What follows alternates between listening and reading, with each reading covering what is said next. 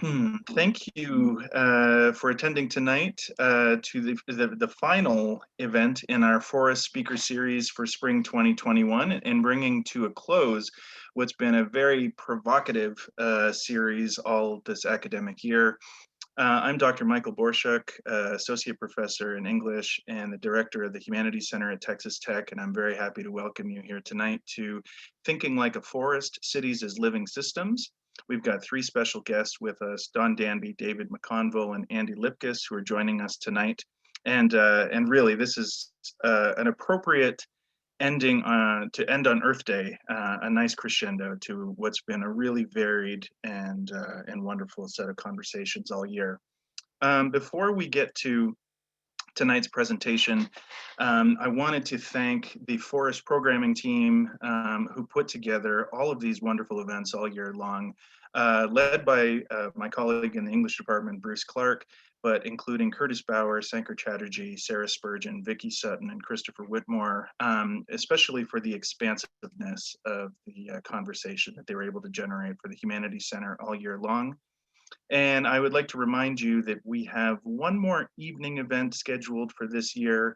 A week from tonight, our visiting postdoctoral fellow at the Humanities Center, Dr. Katie Magana, will give the talk, Making a Monster, Perception and Intention in Victorian Gothic Fiction. And that's at 7:30 p.m., just like tonight's event. So I encourage you to register for that from the Humanities Center webpage, humanitiescenter.ttu.edu. You can find that on the events tab there. Also, I would encourage you to look ahead when we're currently planning next year's scholarly theme, anti-racism, which will be the focus of our conversations through 2021, 2022.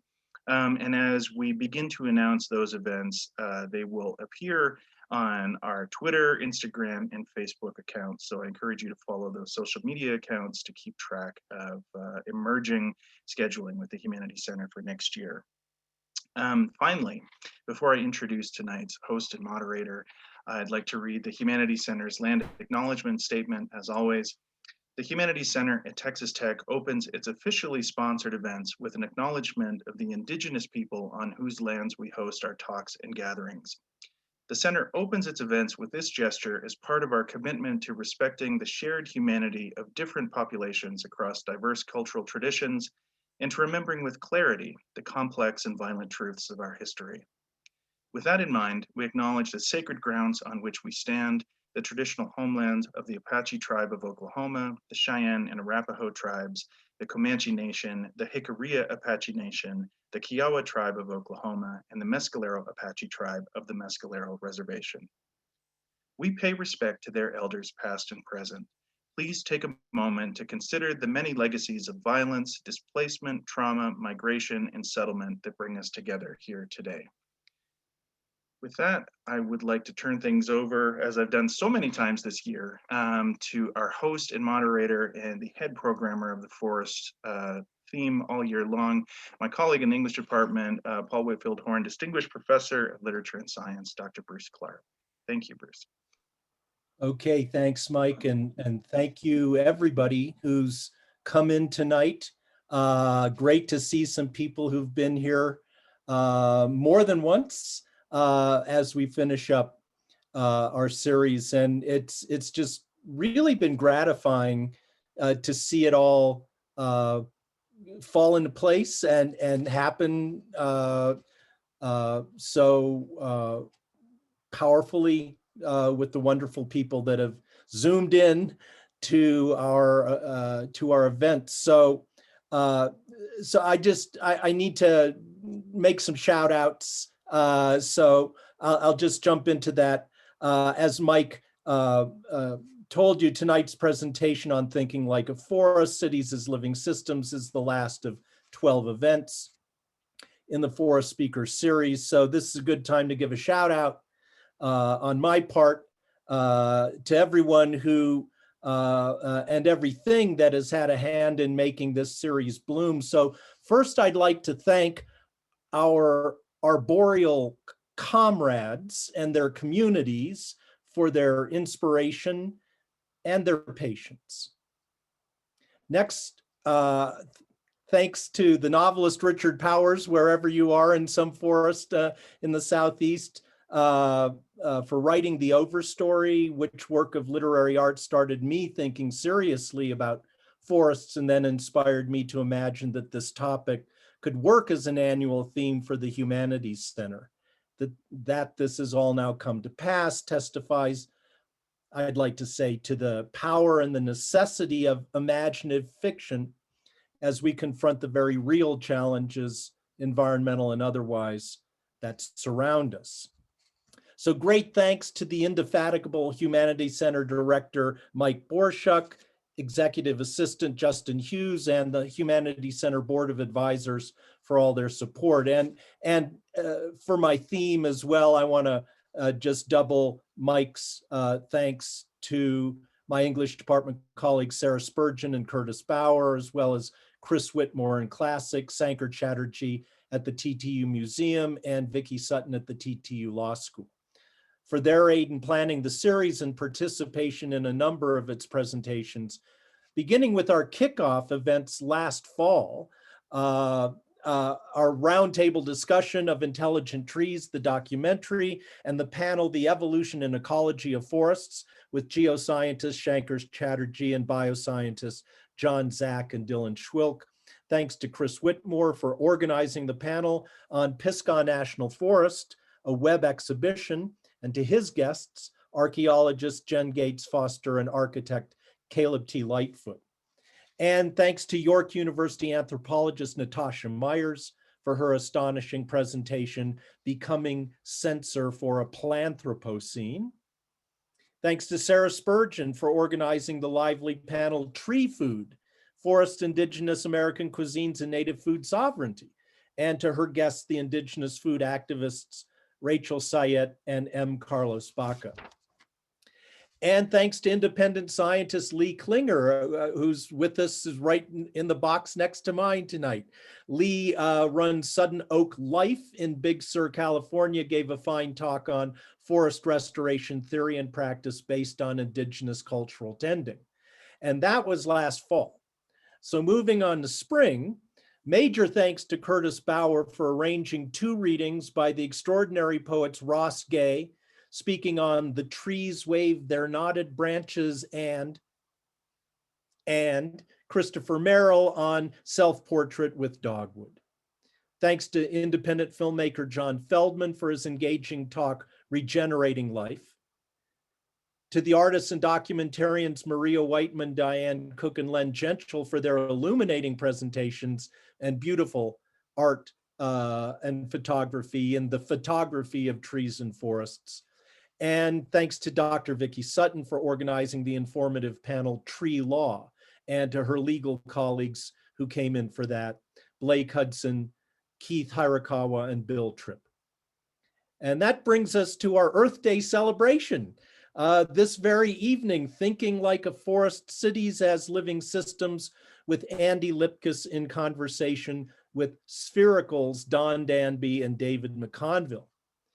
So Andy Lipkis is a pioneer in the movements for urban and community forestry and urban watershed management. Lipkis founded the organization TreePeople in 1973 and has consulted for decades with cities and communities around the world to confront climate threats with green infrastructure projects. And in 2019, Lipkis launched Accelerate Resilience LA to guide regional efforts to equitably accelerate climate resilience. And my friends Don Danby and David McConville run Spherical, which they describe as an integrative research and design studio, but it's a maelstrom of brilliance going out in many directions. They're located physically in Oakland, California, and they're currently working with Andy on the Accelerating Resilience LA project. So what does it mean to live in a city and think like a forest? I hope we'll have the answer to that question very soon. By demonstrating how to simulate forest watershed ecosystems, the life work of Andy Lipkis has transformed the design of water and waste infrastructures to better hold urban ecosystems intact. Along with his current collaborators, regenerative regenerative designers Dawn Danby and David McConville. Lipkis will discuss how ecological principles based on symbiotic relations are informing their work to reimagine urban landscapes as living systems. All right, so now I'm going to throw it to you, Spherical. Take it away, my friends. Thanks, Bruno. We good? See the screen? Tech check? Okay, superb. Good to see everybody. Been looking forward to this. We have a lot to cover, and we have no, bounded conditions over all the things we can discuss. And we say it's in conversation with us, but we would love to actually make it through the presentation tonight to have a dialogue with a lot of you, because we benefit from Andy's brilliance every day, and he's just fun to talk to about this stuff. So let's get started.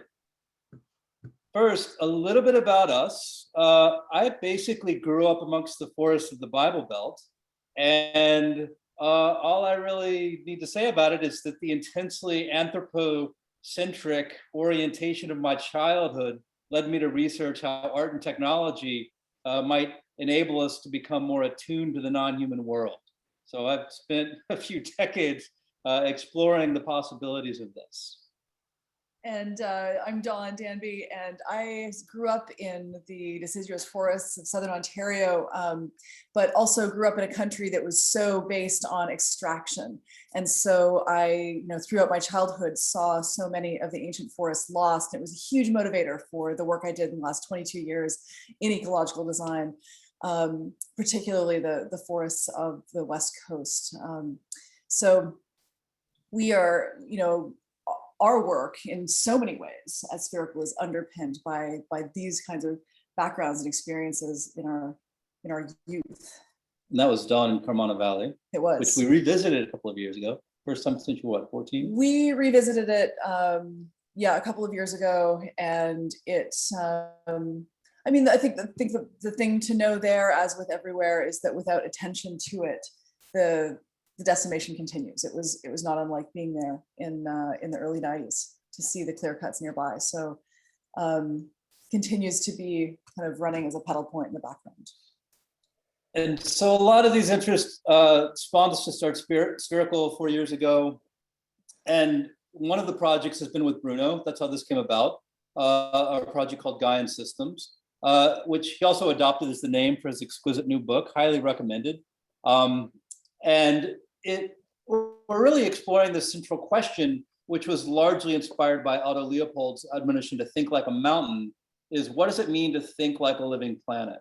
So a lot of the inquiry that we've been doing has been centered on this question.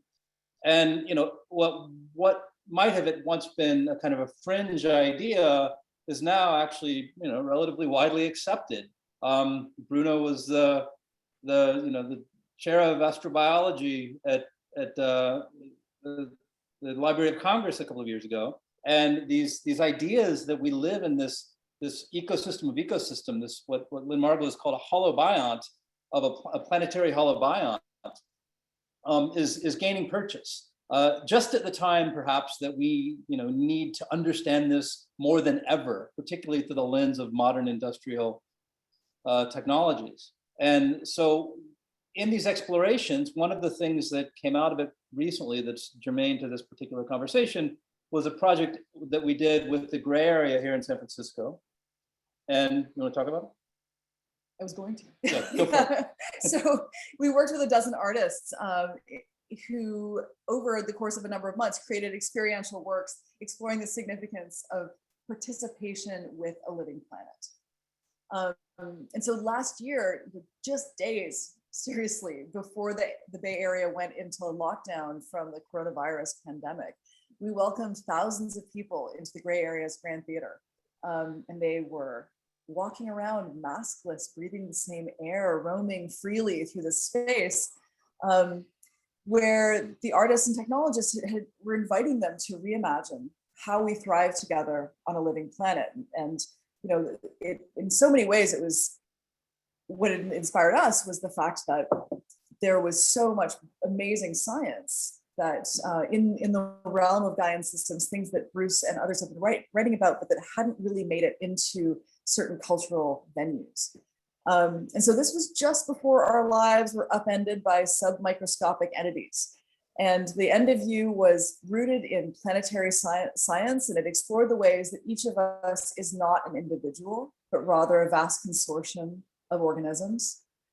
And for the past 6 months, we've had the pleasure of working with Andy Lipkis on his latest project. So when Bruce asked us to speak for this closing event of the Forest Speaker Series, we thought a conversation with him would be a natural fit. And in preparing for this, honestly, 2 days ago, we found a comic about him that he didn't even know about. And we think it might provide the best introduction to him, and he can, you'll hear from him afterwards. So we'll tell you a story. Once upon a time, on the very first Earth Day, a young man learned the trees of Los Angeles were being smothered by smog. He looked down from the tree-covered mountains to the city below and imagined the smog choking every tree. And when the smog was done with the trees, it would move on to you and me.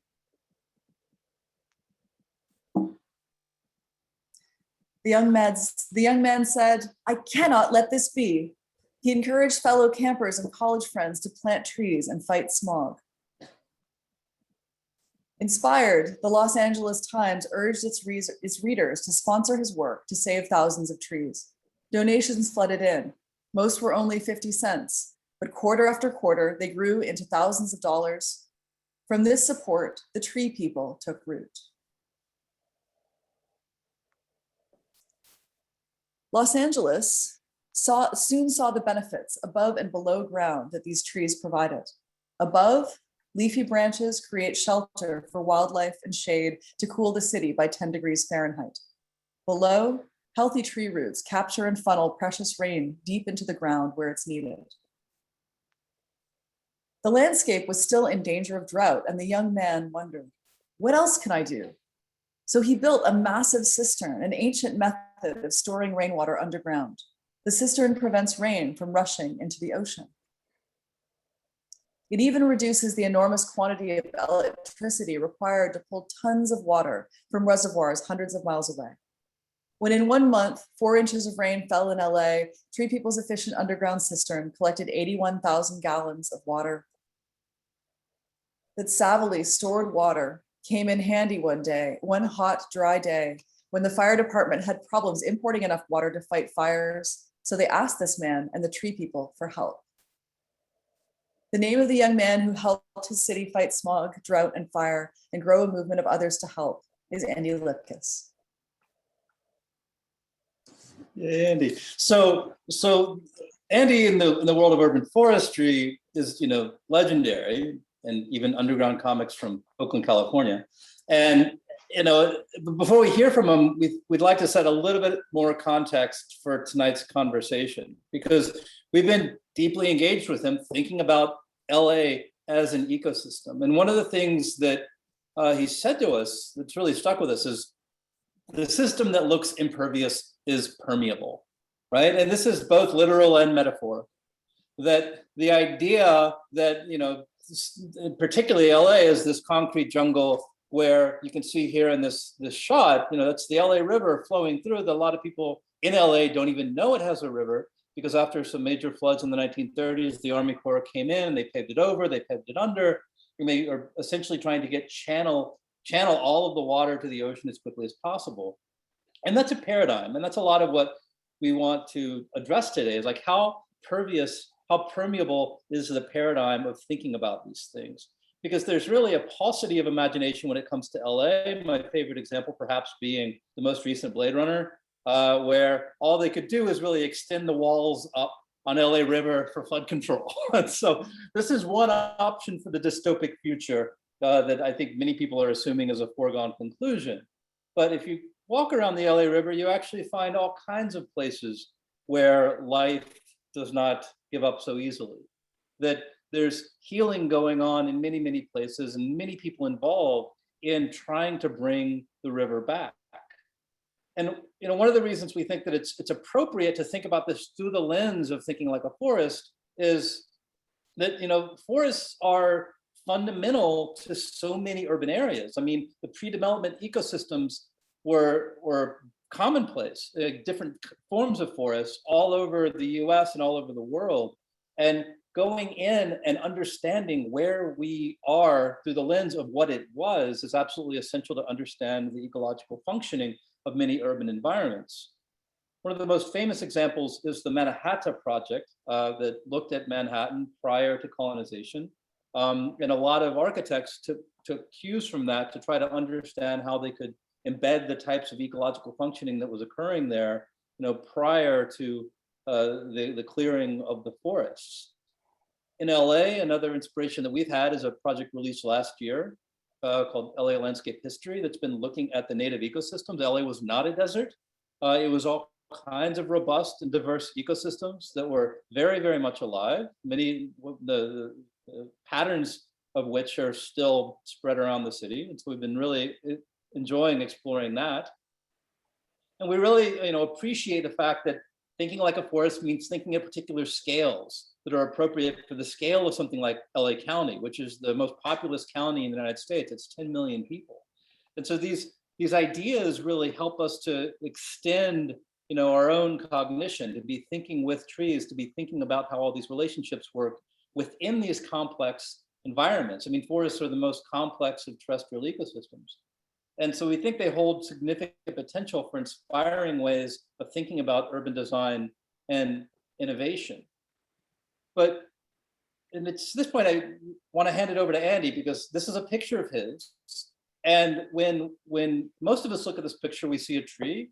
But I think what's so powerful about working with him is that he sees the interconnected community that's reliant not only on, what's apparent and what's clear, but also many, many invisible relations, many symbiotic relationships that are really about networks of caring.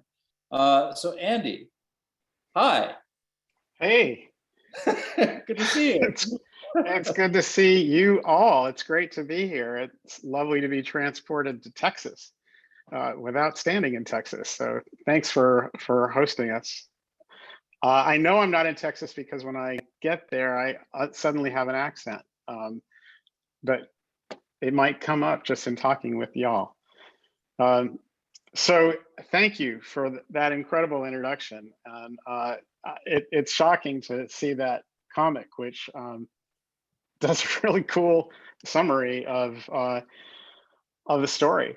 It's also just really wonderful to be asked to step into thinking like a forest as a lens on the work and a realization that Bruce, you mentioned the overstory in your introduction, and really that expresses it well. What this is about is that we are all connected, and as COVID has demonstrated to all of us, everything we do counts. And we believe that we're living in this world, that it's just us and our individual body and maybe the people we come in contact with. But truly, water, life, biology is permeating us, moving between us. And as research is showing, influencing our thoughts. Our thoughts are influencing the trees, the mycelia, and life in all forms. And understanding powerfully that we all have impacts really is the lesson I've taken away from this life, from everything I've done. So what you see here is a California coast live oak. It's probably 1,000 years old. And to understand a little bit of thinking like a forest, I began, as the more I learned about how they function, I figured over years I needed to illustrate what you're looking at. So translate this beauty into a picture, a diagram, which shows you what you're looking at. So here's a tree, and its canopy is 100 feet in diameter. You could see that was a big tree with all those people in it. Now, it didn't just get there. It started as an acorn that put down a root. A native live oak in Southern California knows in its DNA that we have periodic long droughts. And so in its own soil and where it lands in its native soil, an acorn will put down a root 9 feet before it sends a leaf out of the ground. As the leaves drop and the tree grows, it starts to make the soil. Just after year, the leaves dropping, they're making mulch, they're making compost, they are making habitat for all kinds of life. Over 300 species of critters live in an oak tree. Those are species, billions of them. Anything from microscopic fungi to insects to mammals and reptiles all live in that space. They are a community dependent on each other, sharing food, breaking down food, handing water into the roots of the tree, what the fungi do, molecule by molecule.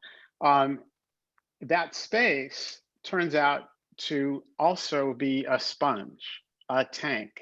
And it has great capacity to capture water and store water. But not only that, the canopy of the tree also captures the first 1/10 of an inch of rain whenever it rains before any of that water reaches the ground.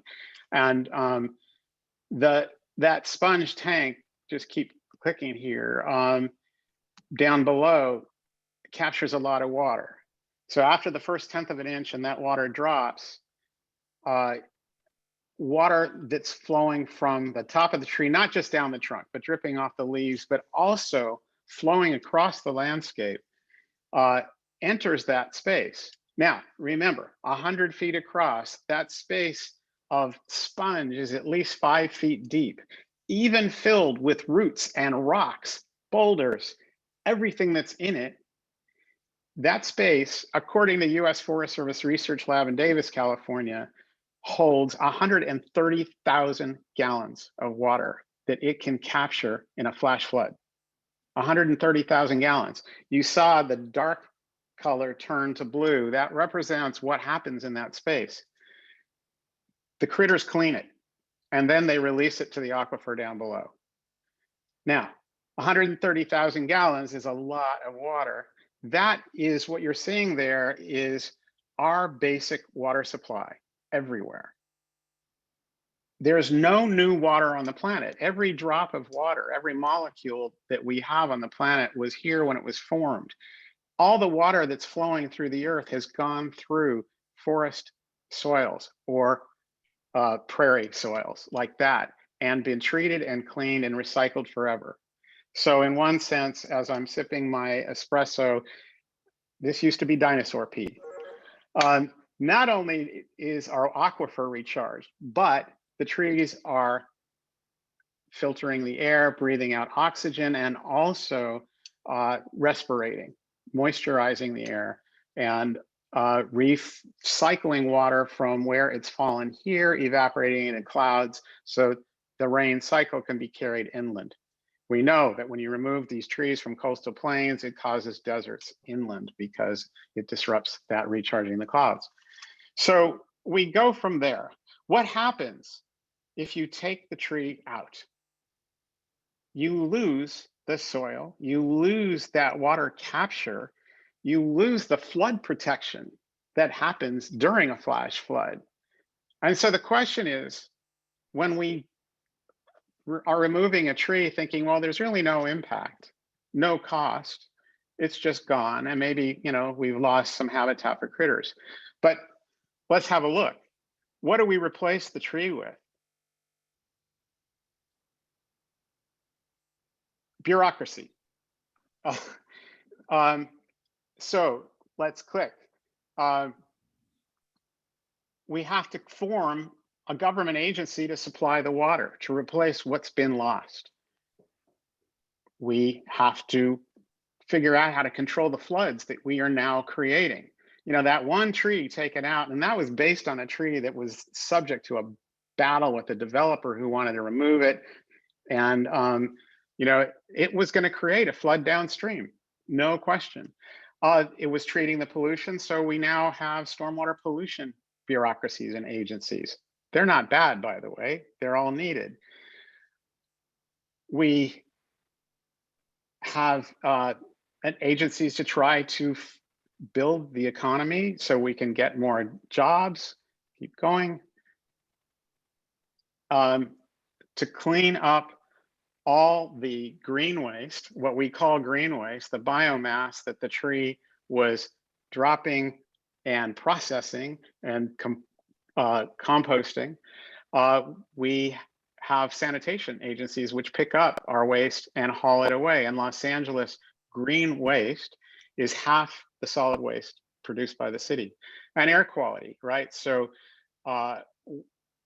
we don't have the trees filtering the air, cooling the air, and we're trying to control and clean up the air. The challenge with this diagram is that's the tree fractured. That's the forest functionality fractured. And what the tree did as an integrated, cross-communicating, cross-cooperating whole system, we've disintegrated. And in most cities and in most governments, agencies stay in their own silos. Not only do they stay in their silos, they're regulated by other agencies with standards, with different engineering standards for every one of them. And so if they step out of their silo or somebody gets contaminated with stormwater pollution or a flood happens, the people who run those agencies are prosecuted. So they're liable, they're at high risk, and they have to stay in their languages, in their engineering. And here's the challenge. While looking at this circle, what we found was it also costs a tremendous amount of money that might be much more efficiently used if they could cooperate. For example, Los Angeles receives half the water it needs in rainfall on average year. It's not a desert at all, as David had mentioned. It is a semi-arid ecosystem, but it literally receives half the water it needs in an average year. But because we have taken out the trees, paved the soil, and throw that water away, we've created a massive flooding problem. LA City spends roughly $1.5 billion a year to import and distribute water. 90% of its water is imported. It costs a lot, and most of that is paying for energy to pump water into LA from 3 rivers that have been extended into us. At the same time, flood control for the county costs about $1.5 billion to remove the water.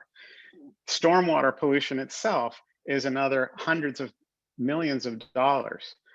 And what you see in that, and then $500 million to $750 million to haul the green waste out of people's homes and put it in the landfill. So what you're seeing is a hemorrhage of cash, a hemorrhage of opportunity. Yes, a lot of people are being employed in doing this work, but many, many, many more could be if we were capturing that and using the tree and the forest as the engineering model to biomimic, to fix it. So as I began to ponder the connectivity, it made sense to connect these dots and get agencies to be cooperating and seeing. And where you see the overlap of those circles, you see various solutions, which I've talked about: mulching, composting, watershed management. You wind up with new water sources, improved water quality, reduced runoff. And right at the core, we start to conserve the energy and the dollars and be able to invest them in humans, in, boom, jobs.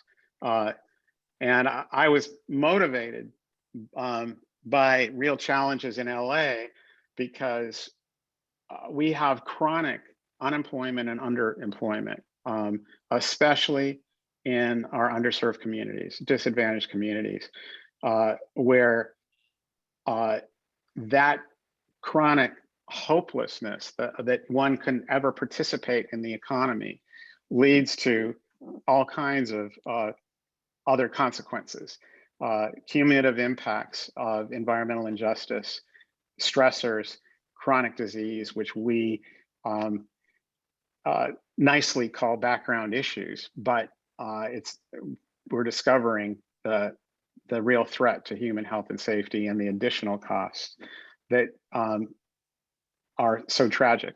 And so let's go on from there. So I began to look at how we could actually not just look at that as a diagram, but bring agencies together to see how they can safely, without violating the law, begin to merge their engineering and look at the city as that sponge, as that watershed through the lens of a forest.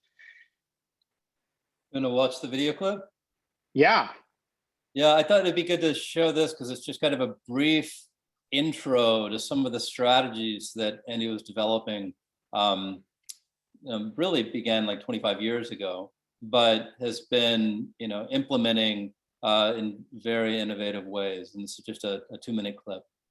The second strategy was to address all the homes on the street, to capture all the water that they were contributing to the flood and capture it, clean it, sink it back in the ground. Before retrofitting houses, when rain comes down, it is directed into the driveway, which causes flooding. That water picks up waste and adds to the contaminants in the neighborhood streets, which then pollutes our rivers, beaches, and ocean.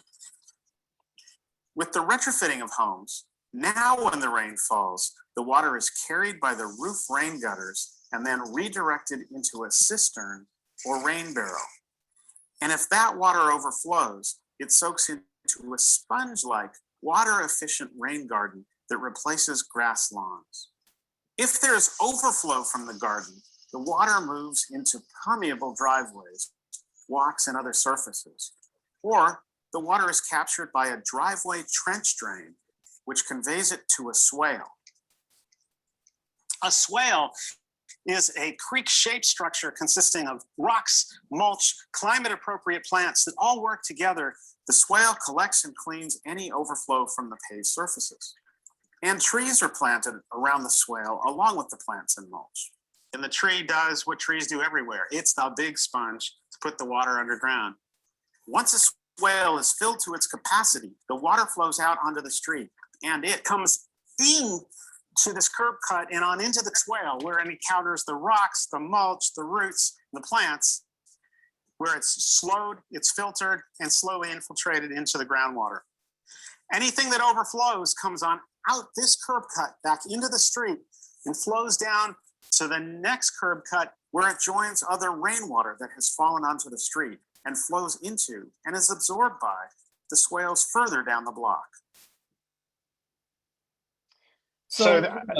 Yeah, go ahead. I mean, when I first started really looking into a lot of what you were doing here, I mean, I think a lot of us are familiar with some of those basic concepts, but what I was most intrigued by was the complexity of what it took to actually get, to find the permeable spaces in the paradigm of the bureaucracy, right? And as we started to dig into that history with you, I was really impressed by the degree to which you've gone the distance developing tools that I would think of kind of as cognitive tools for helping people to think together, helping people to understand and model the system so that they could see that what you're asserting actually had veracity, like that it was really something that they should be paying attention to. And yeah, and when I initially started, people thought I was nuts, especially with TreePeople as a title, and I kept trying to tell them, and they didn't understand, and they went ahead with some very big projects that threw away more water at $250 million that we really needed to have to raise the walls of the LA River. So I had to use their language, their tools to demonstrate, and so to put it in engineering terms, and then use art, which you two are this perfect blend of an example of being able to bring to vision what we don't see. So go ahead, David. I interrupted you. No, not at all. No, I mean, I was kind of setting up because I grabbed some screenshots from this tool that you created. It's not terribly sexy looking because it's in what Arc Maps, ArcView 3.0 3.0 from 1997. But as we dug into this thing, we actually got a disk image and ran Windows 95 or whatever it was.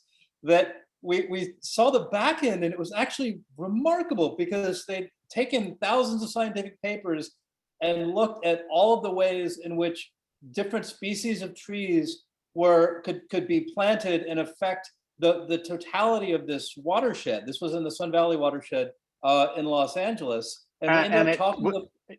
It was subject to chronic flooding. It was the last unmet flood control need in the whole county, and the pollution flowing through the neighborhoods had it declared the first environmental justice zone in the city of LA. So.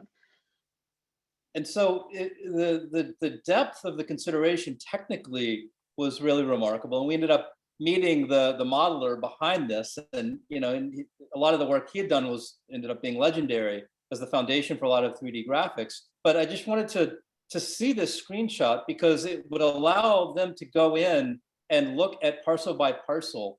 And at the time, nothing like this had ever been done. I think, Andy, at the time you said that the Army Corps didn't really believe in watersheds, right? Well, not urban, urban watersheds. They basically said the watersheds in the upper mountain forest, the city is a drain. And they called it the drainage. And that's in fact what they had made. And so you can barely see this. And I think if you go to the next screen, we'll have a blow up of that's just the costs and benefits. Can you go back? Can you click back? Yeah, there. So on the upper left, you'll see in the small print, forest functions that we biomimic. So strategic tree planting for cooling, their ability to cool homes and save energy. Random tree planting was for various other purposes, tree maintenance, mulching, pavement removal, cisterns, dry wells, gray water systems that could be installed on single family homes, apartments, commercial, industrial, and public land. And now the next screen. This model allowed you to try on various scenarios of how many trees, how many cisterns, what size, and all of that. And it kicked out the costs and the benefits. And the benefits we were looking at, as you can see, was air quality, energy, water demand, flood protection, green waste mitigation, other included property value increase, and then jobs created. And then the costs of those things were there. The reality of this, and by the way, very important, we didn't do the economics. We brought together 200 agency scientists and economists. And the modeler was Jeff Wallace that you were talking about. And he led this 2-year consensus process with all of these scientists and economists who had to come to consensus and agreement on the numbers. And so when we ran the model, they saw their numbers going through the whole thing. So it was credible. The result was we were invited by LA County Flood Control, LA County Public Works, to come. When they saw the possibility that this might work, they said, we need to scale this countywide if it could work. And they brought us to Sun Valley because they were going to build a $50 million storm drain to remove all the water. And they said, if we could prove this viable, we could have the 50 million to put our forest watershed in the community instead. And it took several years, but when they did the modeling, you can see a glimpse of it.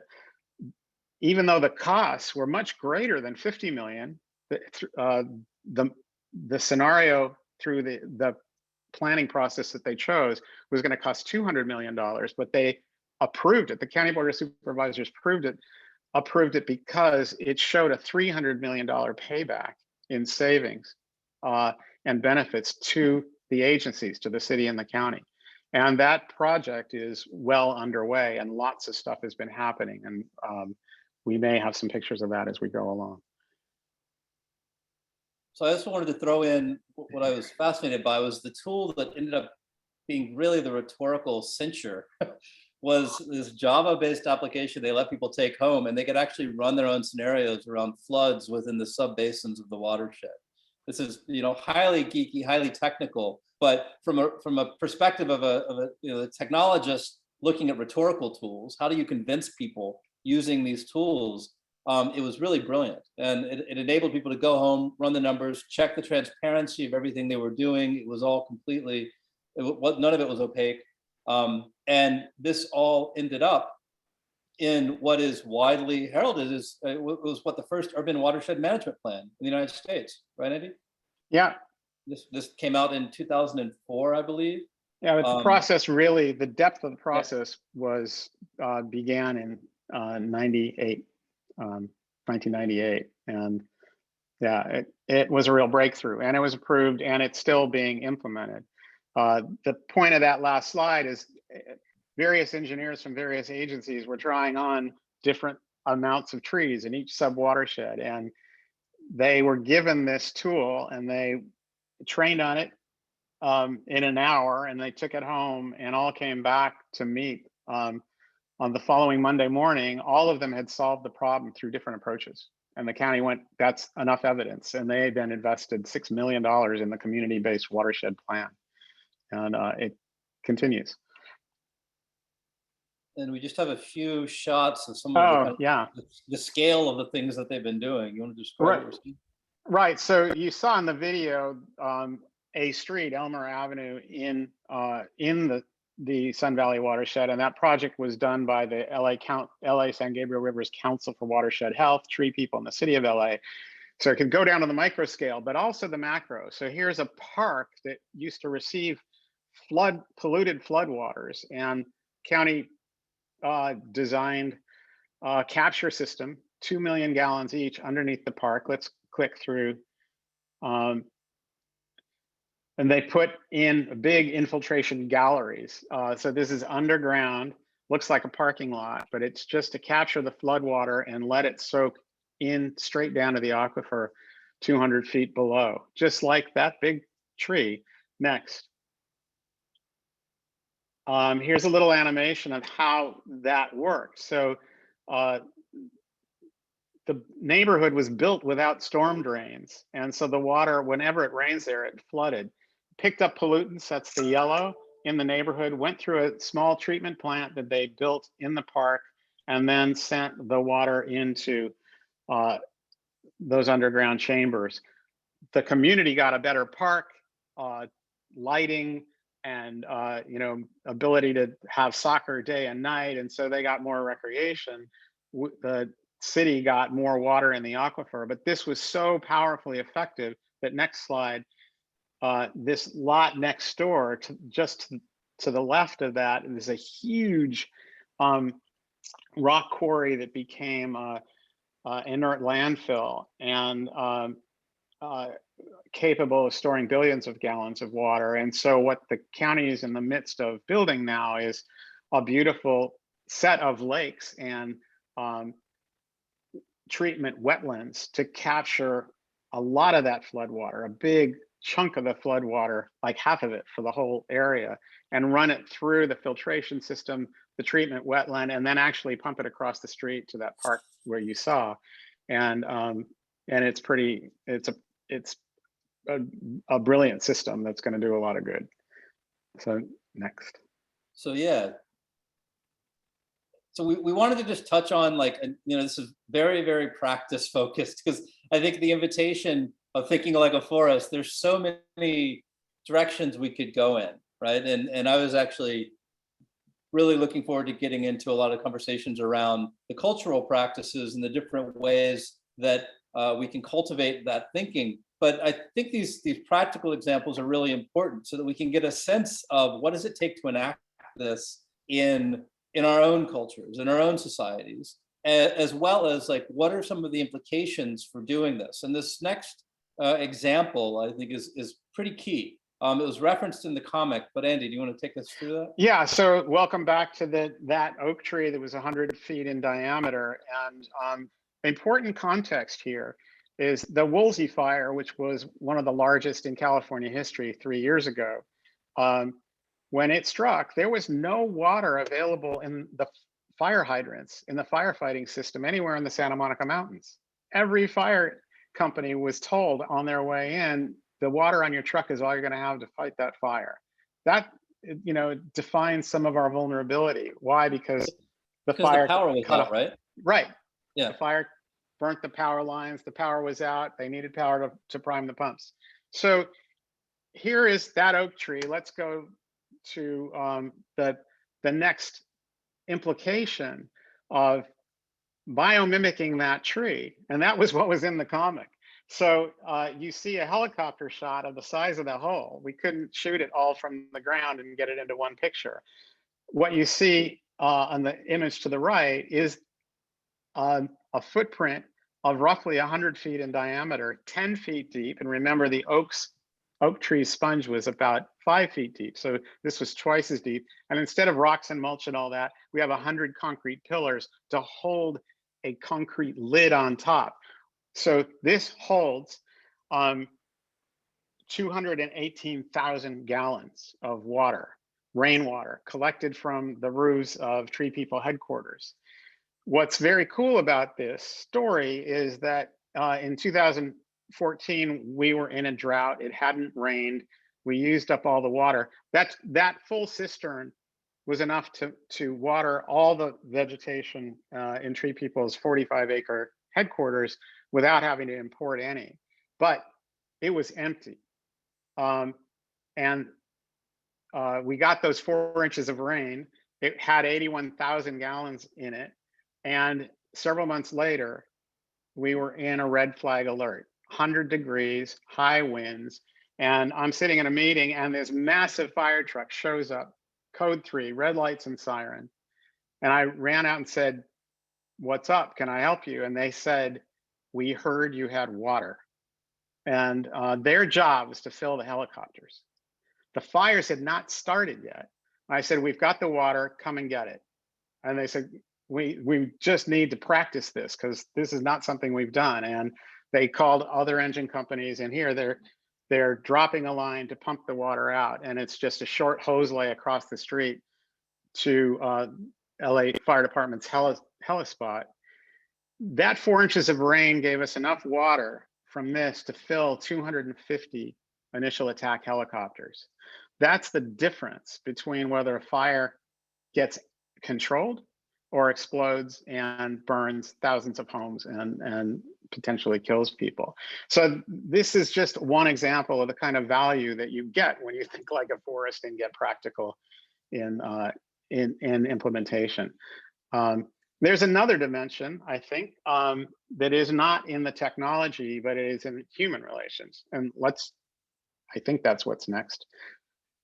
Yeah, so one of the challenges with urban forestry in the United States is that cities are very hostile places for trees. And so the average lifespan of a street tree in America is anywhere from 7 years to 20 tops, and on average, but mostly it's below 15 years, often below 10 years, because the environment is harsh and the human environment can be harsh. And the city of LA for many years only had 2 water trucks to cover 460 square miles, 2 water trucks to water trees. No way that's gonna happen. Let's keep clicking. So what you're seeing here is one day in Los Angeles where one of TreePeople's volunteers who was trained by us to become a citizen forester, we've stripped citizen out, we now call them community foresters. She's a retired school teacher. When she was done with teaching, she got trained, knew that her community needed to be greened. She got the community together. They planted a bunch of trees, survived. They self-funded this, kept the trees alive, and really improved the community. And because of all the neighborhood activity, it actually chased drug dealers out of the area by making it a not habitable space for them. But then she really started to dream. Her name was Eudora Russell. And the city of LA changed the name of a major street through South LA to Martin Luther King Boulevard in honor of King and his dream. But she saw that it was no representation of the dream. It was a representation of the lack of hope. And she went to the Mayor Tom Bradley, and said, this is what it looked like. She said, you know, it should be green. We should have it be a model of hope. And the mayor said to her, yeah, that's a fantastic idea. We should do it. It's 7 miles long. He said, we're in a recession. We don't have the money. If we had it, it would cost millions of dollars and take at least 10 years. And she came to me and said, Andy, you talk about dreaming and the power of people. What's possible here? And I said, yeah, well, let's do it in a day. Let's show what King's dream could actually manifest. And it took 6 months of organizing, recruiting volunteers, knocking on every door within a block, either side of the boulevard, recruiting 1,000 volunteers and training them in advance, dividing the 7 miles, which was 52 blocks, into 26 two-block long neighborhoods, and cutting concrete, raising some money, but not millions, thousands. And so this is 2 days before. Notice that sign there. And here we go. So on King's birthday, the year 2000, 3,000 people lined the streets, and the 1,000 people then supported them. One leader for every team of 3-4 people, and they planted the whole street in 3 hours. 3 hours, not 10 years. Every 2 blocks had a birthday cake, a porta potty, teams. But the important thing is that everybody who planted a tree pulled out some of their hair, put it in the hole. And as TreePeople always does, everyone holds hands, names the tree after somebody who's there. The planters select a name. They bless it and sing it a song and water it. Somebody within 50 feet of every tree who lived there was assigned the job of caring for it. We knew we needed to establish that human connection because otherwise the trees wouldn't live. The amazing thing, here we are just 3 years ago. The trees are alive. You can see this from space. This is Eudora Russell, the woman whose dream this was. The person on the right in the light purple shirt is Jim Hardy, who was TreePeople's forestry manager. He came to us as an actor from somewhere in the Midwest. He organized a tree care day with over 100 to 200 volunteers every month for 10 years to make sure the trees were watered and protected. When the civil unrest came through South LA and buildings burnt, several of the buildings burnt down, these trees that we had selected for the resilience of King's dream, they grew back. But when we went to inspect them and check them out, people driving by would stop and said, don't mess with our trees. So the human network of care and connectivity, just like in the overstory, is what allowed the trees to stay alive and the trees to care for people. But it goes on. That protection then became protection from bureaucracy and hubris. Next. When the space shuttle was brought to Los Angeles, it had to be driven from Los Angeles Airport through South LA to the museum. And the plan was, it didn't fit on the streets. They had to cut all the trees down. I learned about the plan and went to the museum and said, let me tell you what's in every one of those trees. The DNA of thousands of people, and the sweat and the blood and the tears. You're not removing those trees. And they said, well, I said, you could pluck them out and put them back because these trees transplant well, but it was going to cost too much. The space shuttle came through, the museum agreed to not touch those trees. And it took an extra 12 hours of the shuttle doing a very careful line dance down the street to make sure that the trees weren't harmed and the community's investment and the hearts were protected. Unfortunately, the trees on another street, which were going to be cut down, were cut down. Not these. Some were diseased, some were old, but everyone had relationships with them. And the community felt tremendously wounded by the trees that were lost. I felt like I had let them down because I didn't know that people had connections with those.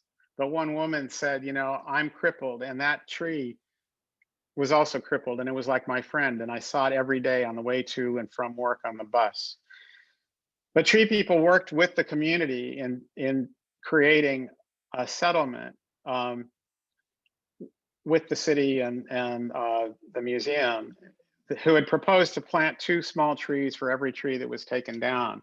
But when we gave them the metrics on what those trees meant in terms of, you know, one big ficus tree, this canopy was 30,000 gallons of oxygen, and all this shade and filtration of heavy pollution in that community was going to be replaced by 2 15-gallon canopy trees that might not live.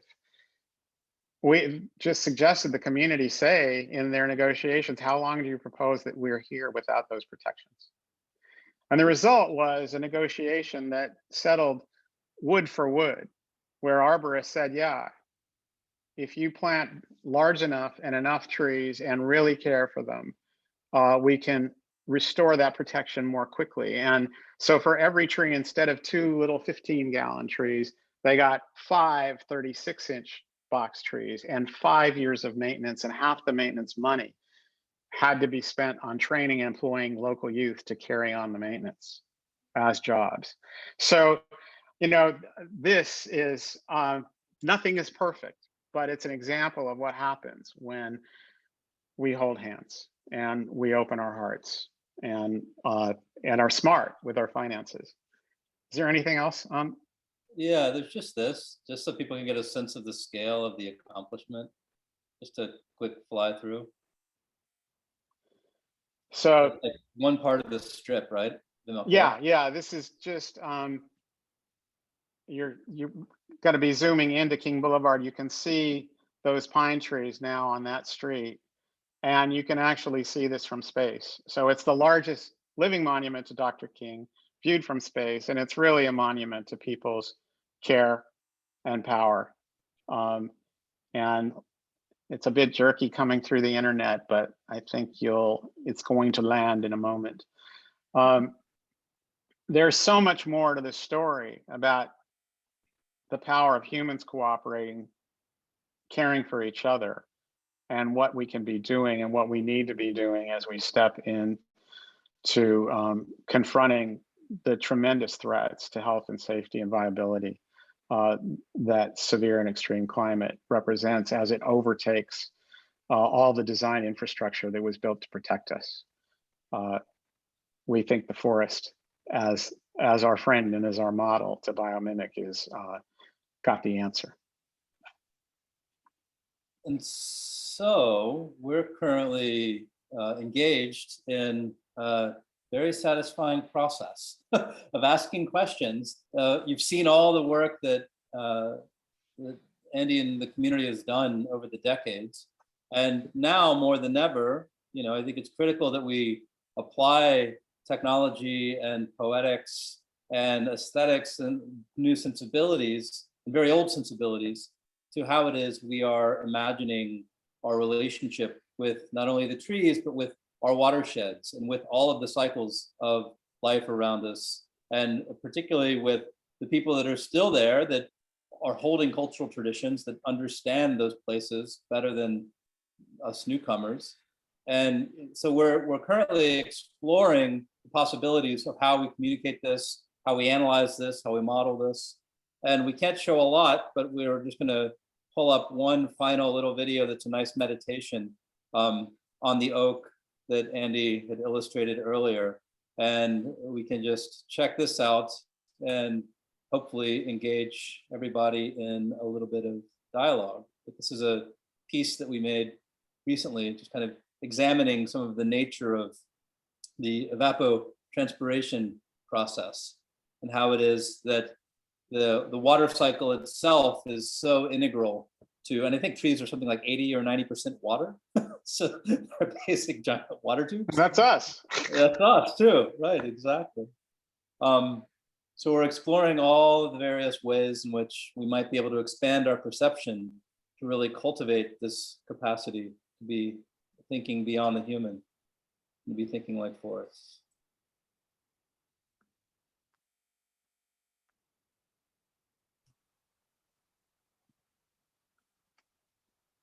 Hey there. All right. Thanks so much. That was spectacular. It's so great to know these beautiful projects, but they're so local. They're because obviously each problem, you know, is sort of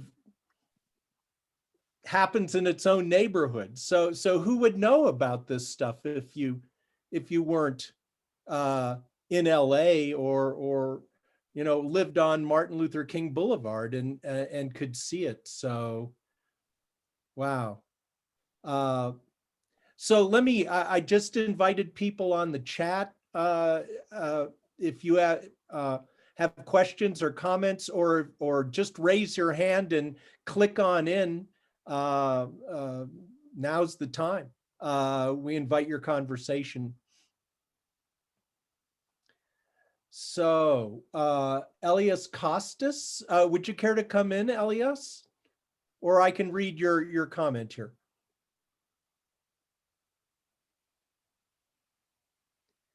We're not getting your audio. Sure. Reading is fine, Oh, or I can speak to it. Either way. yeah. Oh, can you hear me now? Yes. Either way please. is fine. Yeah. You can read, or I can speak to it. So I've been listening to some of the BLM.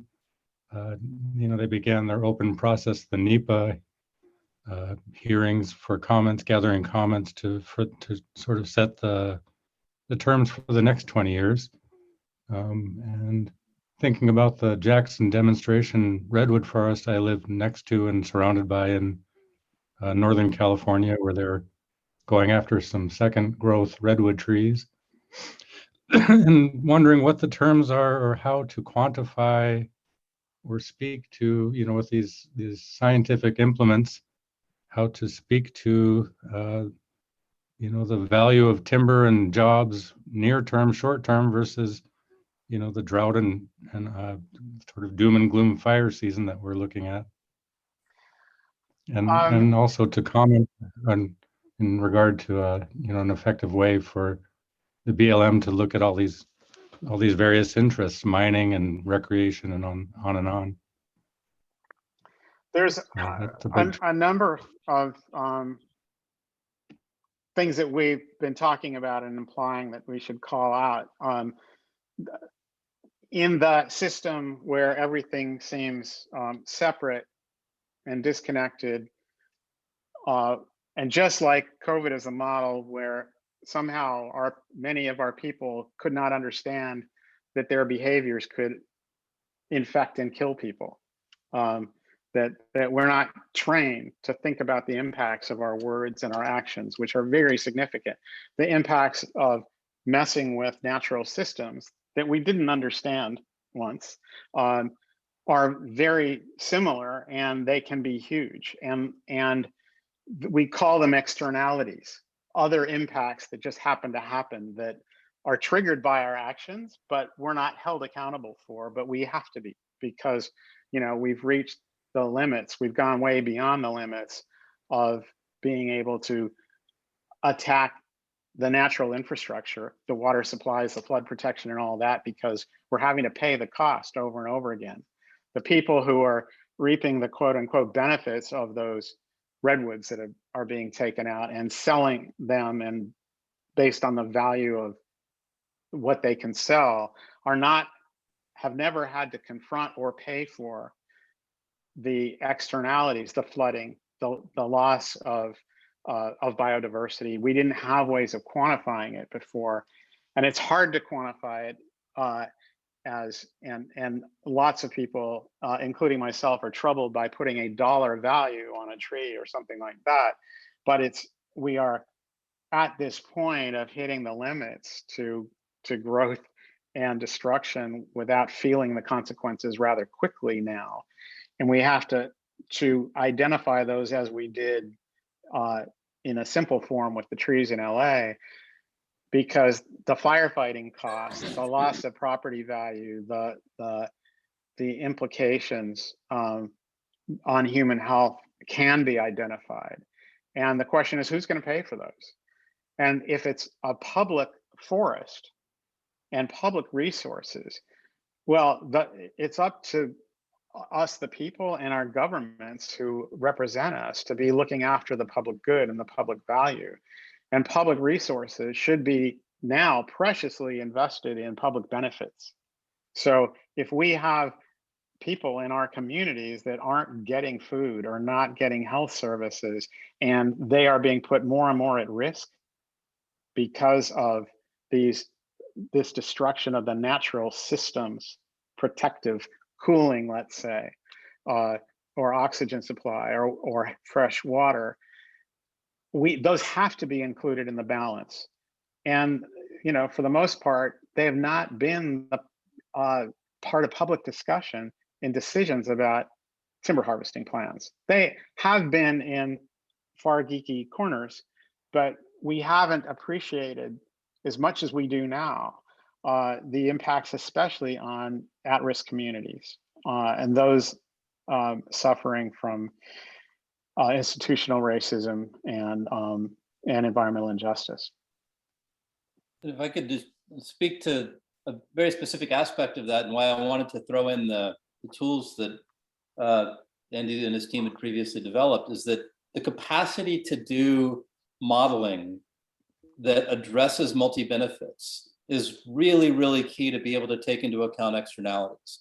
And it's notoriously difficult for the very reasons that Andy was pointing to in terms of the fragmentation and the paradigm, that not only are the people dealing with water and with air and with carbon reduction and with disadvantaged communities, they're all sort of playing in different fields, but oftentimes the municipal, at least in the case of LA, there are 88 municipalities in the county, and so they're legally mandated just to stay within their bounds. And then the Army Corps of Engineers is very much like only within the channel of the river. And so there are very few people that are actually thinking about the whole system, let alone being incentivized to think about the whole system.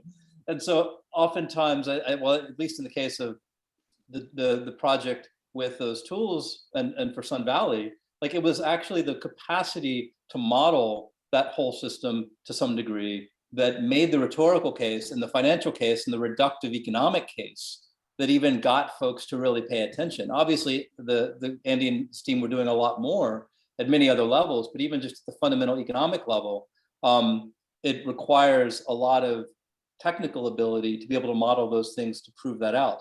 That said, the idea that we could model all of it and just make an economic case is also fallacious, because there's so many things that you start to model and put a price on, and people get very, very uncomfortable because they realize like that's not actually who we want to be. Like you can't put a price on everything. And so much of the thought of you just have to do a cost benefit analysis and just be able to like prove the case to the economists. I think the more we're seeing the collapse of living systems and the more we're seeing how desperate the situation is becoming, the more of a compelling case it is that should not be the only metric by which all decisions are being made. So in terms of being able to really understand multi-benefits, it's an evolving art, but a lot of those models are starting to come together, and people are really being able to start to analyze that across a wider spectrum of these various interacting systems. And I have to say, I mean, just what Joshua Harrison just said in the comment about we're talking about value and not cost is also hugely important. And I know, Joshua, you've been working for a number of years on the Living Forest project.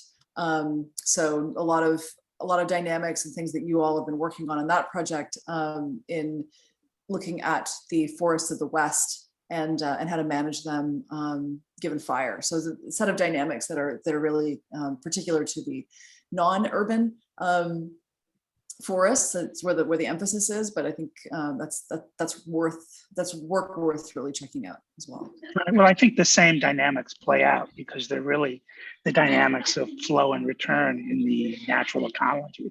And I would just say that I think this is wonderful work and really shows that cities are living systems too. And we spent too much time pretending that they're not. And the more we can bring the cities back into balance with the natural systems, the better off we are across the wide spectrum of benefits that Andy's so eloquent, and you and David had so eloquently described. But once they're all in balance, then health improves, life improves, quality of life improves. All of these things that we value but we don't put a value on, all improve because we're now in a reciprocating relationship, so that that can regulate itself differently, and it's not driven by this external economic standard that has increasingly shown itself to be defective. Yeah, exactly. And Joshua, you prompted me through your comments to actually use a very specific and painful and hopeful scenario with Los Angeles. Los Angeles has inequitable tree canopy cover. There are parts of LA that have 30% tree canopy cover. There are many parts that are in the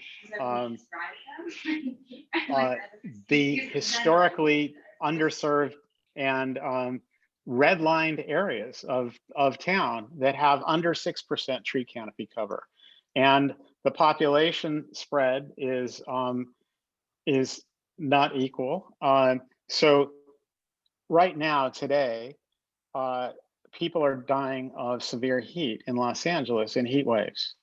And here are the numbers. If you are Latino, you are 46% more likely to die than a white person on the fifth night of a heat wave in Los Angeles. If you're African American, you're 48% more likely to die. And this comes from public health, and it's scary, it's appalling, it's stunning, but it was exactly validated with COVID. Where did we see the numbers? And so what happens in severe heat, and we know our cities are getting hotter and hotter. This is a direct climate impact. When the temperatures go up, your systems start to fail. It was the Australians who have been experiencing early onset severe and extreme climate about 10 years ahead of the US. And so with drought, with severe heat. And they were the ones who correlated time of death and the beginning of the collapse of the human system with heat. When all the deaths during heat were just chalked up to chronic disease, background issues. But it turned out that it was always, the emergency calls started on the third night of a heat wave, and then fatalities started coming after that. They got an exact correlation when we checked the public health, when America checked the public health records, it was validated exactly. So what does the map show us? The canopy map? In South LA, East LA, under 6% tree canopy cover, where in more served areas, 20%, 30%, and higher tree canopy numbers. So, to the credit of the mayor of Los Angeles and this community, we've set aggressive targets to actually following Australia's lead, where Sydney and Melbourne set goals to increase each city respectively to 40% and 50%, Melbourne 40%, Sydney 50%, to radically increase their tree canopy cover to save lives. LA is embarking on that. Other cities are starting to do that. It does mean capturing water, so we're not taking more water from those, but the water is available, and that water would, help us control floods and pollution. But and allow you to build gardens. Absolutely, and food and local food, yeah, and all kinds of other things, and sweeten the air with the birds and the pollinators, right, Bruce? Oh, well, thanks. Our colleague here at Texas Tech, Chris Whitmore, he wanted to ask. I just want to make sure he had a chance to drop it in. Chris? Thanks, Bruno. Thank you all for this incredible presentation. And this is extremely important work, and I'm so grateful to you for doing it. I mean, it's really heartening to see all this. I'm an archaeologist, and there's many well-known archaeological studies about the LA basin. And one of the best started back in 1989, where a whole series of cores were taken across the basin, mainly around Bologna, kind of wetlands, and then out. And it shows that coastal communities there since, for the last 8,000 years have been living in close relationships with wetlands. And you don't think about wetlands when you look at LA, but so much of your kind of area was really driven by wetlands, marsh communities, relationships with shellfish, and this is how these populations related to them. And of course, the long-term picture of the LA Basin is one of fluctuations in kind of populations where there's an ebb and flow, high population densities, low population densities over thousands of years. To what degree, it's just a question, has this kind of long-term picture of the LA Basin come into how you're thinking about a lot of the kind of forest, and indeed, really, what's so critical was so much of what you were saying about wetlands and water retention earlier that I find fascinating, because that's critical. It's not only the canopies, but it's the way in which the moisture saturation of the soil holds and will continue to hold water, as you were pointing out. But that's the deep history of the place. Yeah,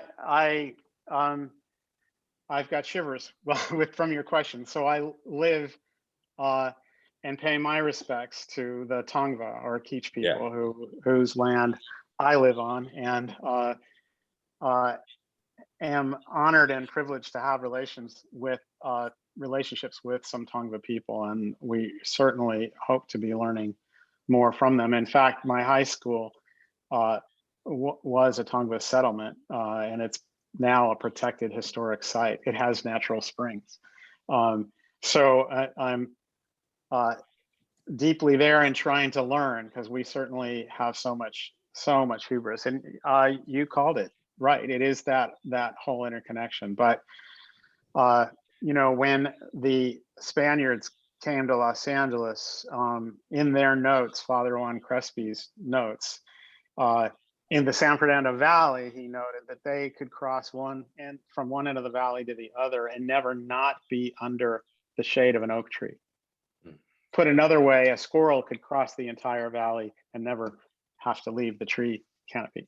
The aquifer underneath that valley is one of the deepest on Earth. It's over 5,000 feet deep. It's LA's water supply, which we have polluted and contaminated and can't use the water until we clean it up. That's one of the reasons why we're having to import water, mostly though through our ignorance and throwing it away. So no, you hit the nail on the head. There is so much to learn and to use as the fundamental basis from what we plan forward.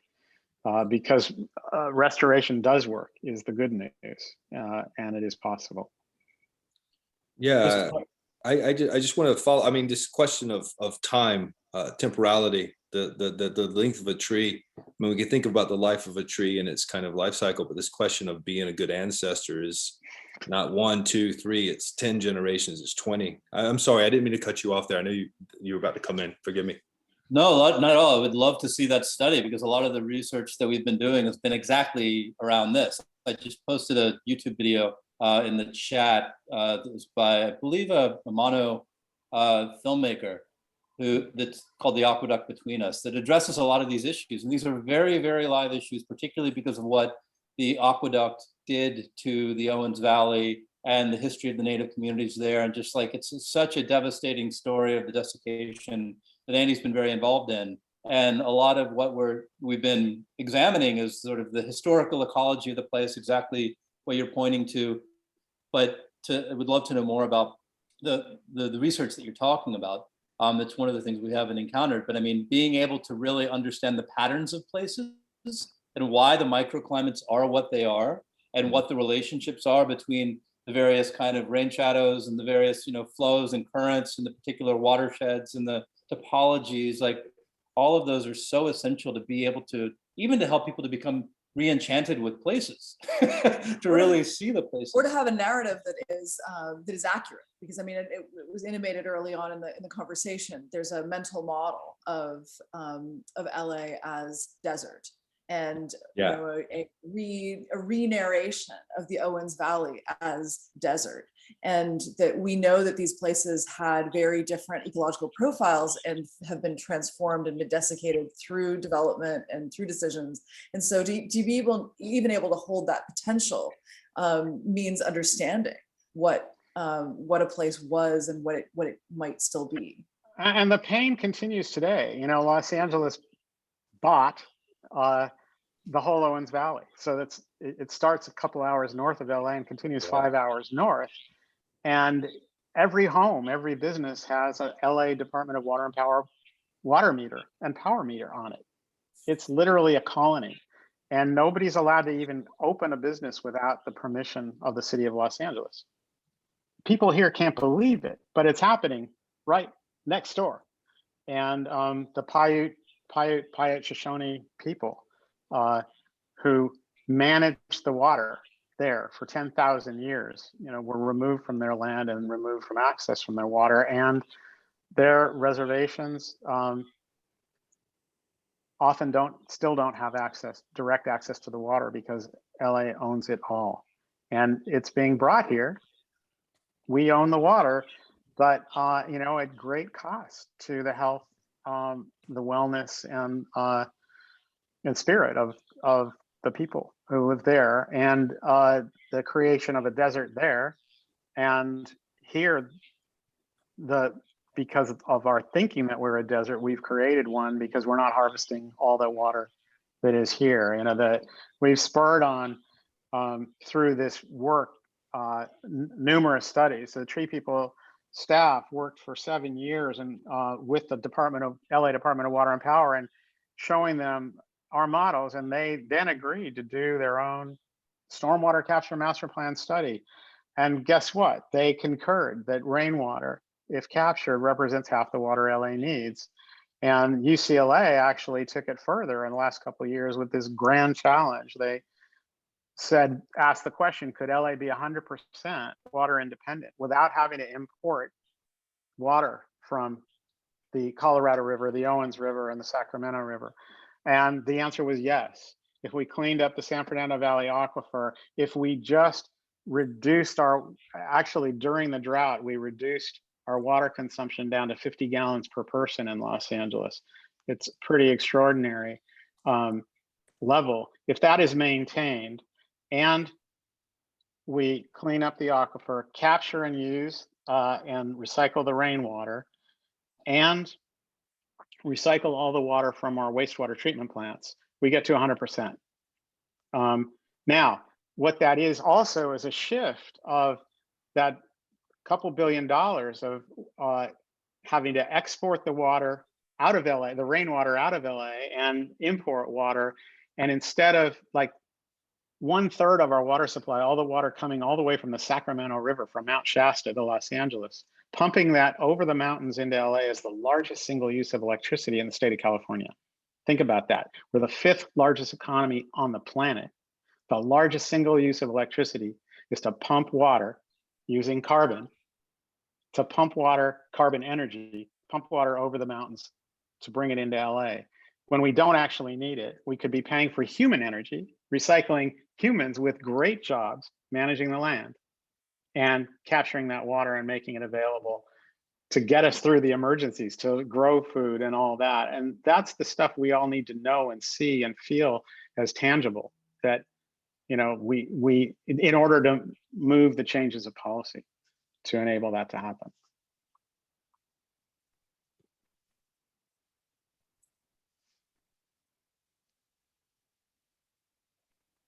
Bruce will never see Yeah. Chinatown. Shame. Yeah, Indeed. Bruce, And that's us neither.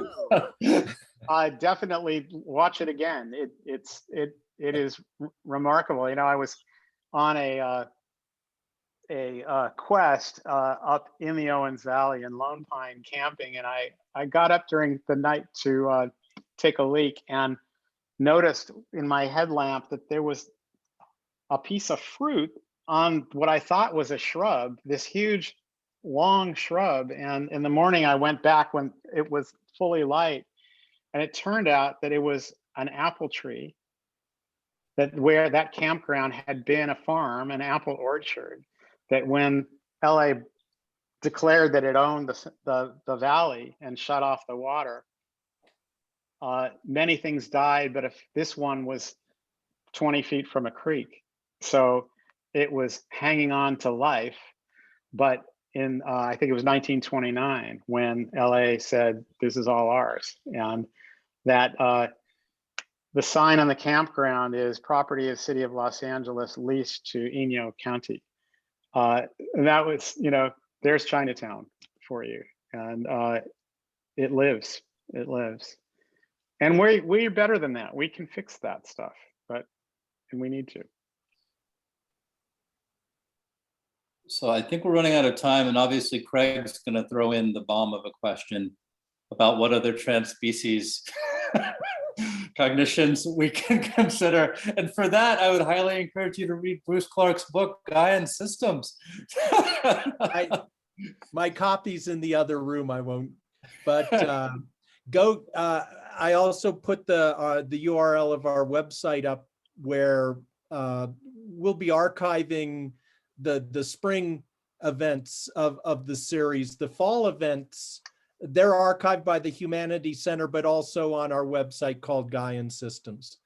We can go until Mike tells us we can't go anymore. So if you want to dive into mycelial networks and trans-species relations, that's fine with me. Well, one of the great temptations in first framing this talk was going into what are the cultural practices that can cultivate other forms of like trans-species cognition and relationality.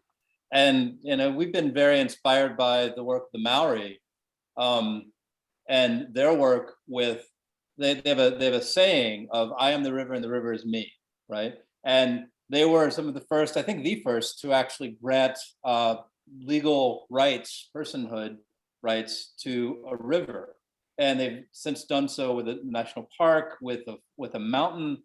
And it's a fascinating field of inquiry just because it strikes at the heart of the, kind of the ontological assumptions of anyone, that they're so difficult for those of us raised in this kind of Western human nature binary to understand why it is that other cultures, or how it is other cultures relate to these non-human entities. And I was talking to one of my Maori friends at one time. They're, well, how would you feel if somebody wanted to just mine your grandmother? How much is your grandmother worth, right? Like, and so the idea that we're actually related to these places, which we actually are. I mean, we're all of our physical selves emerge from the lithosphere and the biosphere and all of these things that we have these categories to call scientifically. But the fact that we're part of the living planet, I think, is the first step to cultivate that understanding or that capacity to really think about these trans-species relations. I mean, I think that the provocation of thinking like a mountain has done a lot for people in the sort of Western environmental world, but the whole notion of how it is we think like a watershed and how it is we like relate to these places in entirely new ways is at the core of the inquiry that we're doing with Andy right now. I do think that technologies can be assistive in that. They can really help to give us new perspectives on things. Well, and as we, go back to that background conversation of the overstory, and all the science that is continuing to prove interspecies communication in the forest for sure, and it certainly seems that those have been working on understanding the fact that the heart is a transceiver, that we have more neural receptors in our heart than we do in our head, and that however intuition, what we call intuition flows, which is potential communications, it is pretty exciting. But we could all certainly do a whole lot more to be tuning into our hearts as a way to just get along. As Rodney King asked, can we just get along? Our hearts can do a lot, and if the mycelium happen to be communicating to us as well through that, I'm getting more and more convinced that something is providing information way beyond my brain is capable of thinking. I just need to keep listening. And staying very grounded if I can. Wow. Well, my assistant went and grabbed, okay, so I will shamelessly plug my book. And so they asked me for ideas for the cover and I gave them some, but then their designer just used the canopy of a forest and said, how do you like this? And I said, wow, that's perfect, you know? The idea here for me was that Gaia is the total package, but it in a way is impalpable because it's diffused through everything that connects the biosphere to the geosphere. But forests, my God, you know, there they are. They're living, they're solid, but they're they're massive microcosms of the planetary habitability all Well, together. they as we open it up, they blow apart so much of our supremacist thinking, right? The survival of the fittest is not the way that the forest works. And you know, when we think of supremacy and hubris, the largest living thing on the earth is a giant sequoia, aside from the giant mushroom that Paul Stamets found. But one of the smallest living things on the planet is, you know, that microscopic, submicroscopic mycorrhizal fungi. And the relationship between that big thing and that biggest thing and that littlest thing, from the question of who's more important, when you consider that that giant sequoia cannot live without that mycelia being interwoven in its roots and handing every single molecule of water that that tree needs to drink, it can't drink without that mycelia. It's dead without it. Who's more important? Who's more powerful? It's the wrong question. It's an absurdity, actually, right? Because if the mycelia go on strike, we're screwed. But they don't. They don't. But that is a model to think about. You know, when Craig Hobbs' question that how we need to rethink our relations with people and things we don't understand and haven't appreciated, and take away the historic value of who has power and who doesn't, who we can do without, who we can throw away, who we can lock away. Every time we separate, it costs us. It costs us the critical cross-pollination DNA that is needed for solutions in our toolkit. So I think from the perspective of thinking like a forest and learning more and more from it, it produces a whole lot of hope if we're going to get out of the mess that we've created through division. Well, that is a perfect place to begin the rest of our thinking about all of this for the rest of our lives. And I just want to express our deep, deep gratitude to Texas Tech and the Humanities Center, and to Michael and Bruno to inviting us here to speak, and I've attended many of the other events in the series, and they're all quite remarkable, and really commend you on tackling this topic because I think that, you know, we could never hear enough, and looking forward to seeing what's coming up. And thank you, Andy, and thank you, Dawn, for engaging in this as your life's work. Andy, well, yeah, I want to thank you. I also, you know, no human is an island. I was just a kid, and if there weren't people who sent 50 cents and then $1, and some of them 100,000 eventually, or 1 million, I would just be I am just a person. But it's the thousands and thousands and thousands of people who have chosen to show up and say, can I help in some way? How can I contribute? Their bodies, their pennies, their votes, or their endorsement. It is everyone who's made this work possible. And I'm honored to have been given a safe place to play and express and experiment. And it's such an honor to be with all of you, icons in this field. So thank you for the exploration and your work. Gives me strength. And Stay tuned, by the way.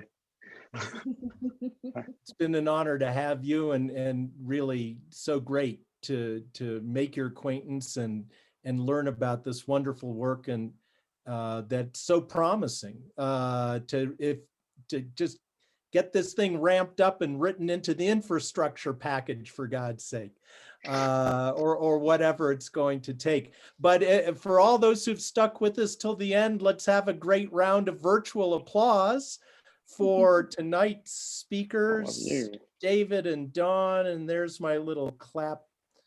There's my thumbs up sign. So thanks, everybody. It'll just be a matter of days before this program is archived by the Humanities Center, and then we'll double that on the Gaian System site, and look forward to continuing the conversation. Somebody, let me toss it out to someone to pick it up, and let's keep it going. But thanks, Mike, Humanities Center. Thank you. If I could just Please. jump in to echo the thank you to Andy and David and Dawn. Thank you so much for sharing such an inspiring conversation and such visionary work. And to Bruce for putting together this year-long theme, and for with his collaborators, and for moderating tonight. And an early happy birthday to Bruce tomorrow as well. But thank you so much again. Nice. And very, very grateful. Thank you. Thanks, everyone. Okay. You're We'll very be welcome. seeing y'all. Good to see so many friends. Ciao. Okay. Happy Earth Eve, Earth Night.